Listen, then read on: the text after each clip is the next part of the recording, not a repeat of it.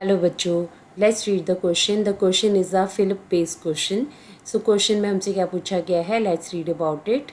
James Watt improved the steam engine produced by Newcomen and patented the new engine in dash।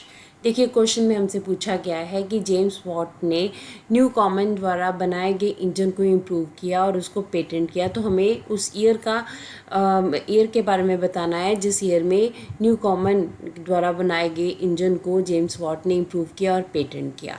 So let's read about the answer. Steam engine invented by new common. देखिए सबसे पहले जो steam engine था वो new common ने बनाया था।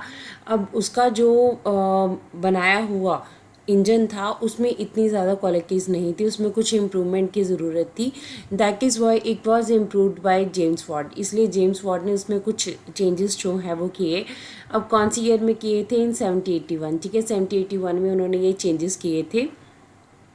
ही also patent the new engine in 1781। ठीक है, उन्होंने जिस ईयर में इसमें इम्प्रूवमेंट की उसी ईयर में उन्होंने इस इंजन को जो है वो पेटेंट करवा लिया था अपने नाम के ऊपर 1781 में ही। तो इस तरह से स्टीम इंजन जो है अब उस टाइम के ऊपर जो इंडस्ट्रीज़ थी वहाँ पे प्रोडक्शन प्रोसेस के लिए यूज़ किए जाने लगे। मैक्सिमम ये स्टीम इंजन जो है वो कॉटन इंडस्ट्री में, वुलन इंडस्ट्री में और मेटल इंडस्ट्री में यूज़ हो रहे थे। सो हमारे पास आंसर क्या है? आंसर है हमारे पास 1781। सो James Watt improve the steam engine produced by new common and patent the new engine in 1781। This is the answer of the question. Hope so you understood the question as well as the answer. Thank you.